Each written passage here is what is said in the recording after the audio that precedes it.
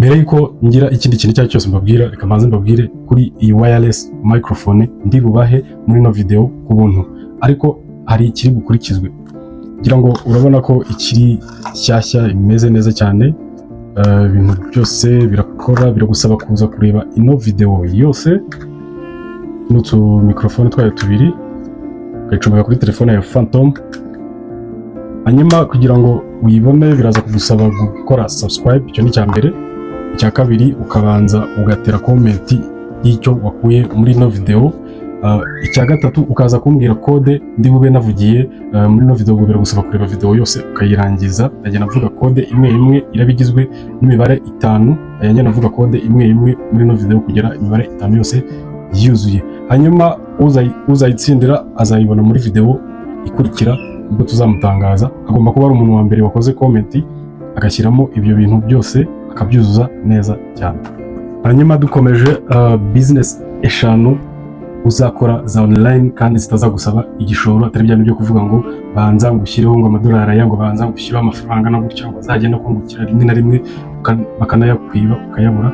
Kandi izo business zose uzakoresha iyi telefone yawe usanzwe ufite, ariko ebyiri za nyuma ni sure deal ntizigucika. Business ya mbere ni yitwa Airbnb. Harimo abantu benshi hano basanzwe bayizi banayikoresha, ariko niba utaruyizi umenye ko rwose itanga amafaranga online kandi weho nta gishoro gusabye. Gusaba ikintu kimwe cyonyine cyitwa umwanya. Zagusaba umwanya ni ukujya kuri website yitwa Airbnb ugafunguraho account ukayiverifyinga neza, hanyuma ubundi bikagusaba umwanya wo kujya ujya ku maparitoma mashyashya ukavugana na ba manager baho, ugafata amafoto ukagenda ugapostinga kuri Airbnb. Haboneka umukiriya ugafataho komisiyo zawe, umukiriya akajya kuba muri aparitoma cyangwa hoteli weho warakoze akazi kawe kera. Business ya kabiri rero ni yitwa dropshipping. Dropshipping ni ubucuruzi bubera online ariko butandukanye na bwa bundi usanzwe uzi kuko ufite stock mu rugo ugapostinga online ngo abantu baze bagure. Dropshipping ni ukuvuga ngo uri kugurisha ibintu bitari ibyawe ariko nawe ufataho komisiyo. Ni ukuvuga ngo urugero kuri Amazon cyangwa kuri eBay cyangwa kuri Alibaba, wowe ugakora indi website ukayihuza na Amazon cyangwa eBay. Umuntu yajya klika kuri website yawe hari product babonyeho runaka, ikahita imujyana direct kuri eBay cyangwa kuri Amazon akagura. Yamara kugura ayawe akakuzaho, aya eBay akagenda wibereye mu rugo warakoze akazi kawe online. Harakomeza rero na business ya gatatu. Ndagira mbanze mbahe code ya mbere ariyo 0. Mwibuke ko code iraza kubigizwe n'imibare 5. Code ya mbere rero ni 0. Hanyuma business ya gatatu ni yitwa Upwork. Upwork abantu benshi ntago bayizi, ariko ukeneye kuyimenya cyane cyane niba ufite social media iremereye, ifite aba subscribers benshi cyangwa aba followers benshi. Ukeneye kuyimenya niba uzi gukora graphic design, ukeneye kuyimenya niba warize web development, ukeneye kuyimenya niba warize digital marketing, kubera ko haba hariho akazi kajyanye n'ibyo bintu kandi gahemba. Uvuga ngo umuntu wibereye hirya iyo aguha akazi, weho mutegeranye online kaguha akazi ahubwo ati nkorera web development, nkorera nyamamariza kire kintu kuri social media yawe, akaguhemba ku masaha. Business ya kane rero yo irazwi cyane ni abantu benshi turimo, harimo YouTube. Ambaye code ya kabiri. Code ya kabiri nayo ni 0. Code ya kabiri nayo ni 0. Buri kintu video mpaka irangiye umenye code 5 kugira ngo uze kubasha gutsindira kano kantu.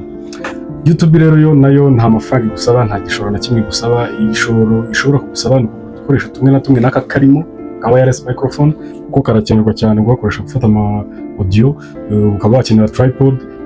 Business ya nyuma rero ariyo Binance. Binance rero ni business nini yagutse igurirwamo ama Bitcoin, igurirwamo andi ma coin yose, iberamo trading za crypto, iberamo trading za sport, iberamo icyo bita P2P ari nayo nshaka kuzababwira nka forex bureau ya online. Ambaye code ya kane rero. Code ya kane ni 3. Code ya kane ni 3. Maze kubaha code enye zose harabura code imwe. Iyo P2P rero ikorerwa muri Binance. Nari nababwiye ko utaza gucikwa na business ebyiri za nyuma arizo sure deal ziremereye zirenze izindi zose twavuze, harimo YouTube ndetse ni Binance. Ariko mbere yuko dukomeza turimo dusoza, banza ukore subscribe. Wibuke ko kiri mu bizatuma ubasha kubona iki gihembo. Banza ukore subscribe, hanyuma kode ya 5 ni 5 n'ubundi. Kode zikaba ziruzuye, hanyuma tuzahure muri video ikurikira tureba watsinze ndetse tunareba icyo ino video yabamariye, niba hari watangiye gukora imwe muri izi business. Ariko nzatangira kubakorera demonstration ya Binance muri video zikurikira, aho nzajya mbereka uburyo washora muri Binance wakikorera P2P nta gihombo, nta scam, ucuruza forex biro gusa, urangura amadolari uyacuruza ukagenda wiyungukira gutyo nta kibazo, igishoro cyawe gihari. Ciao.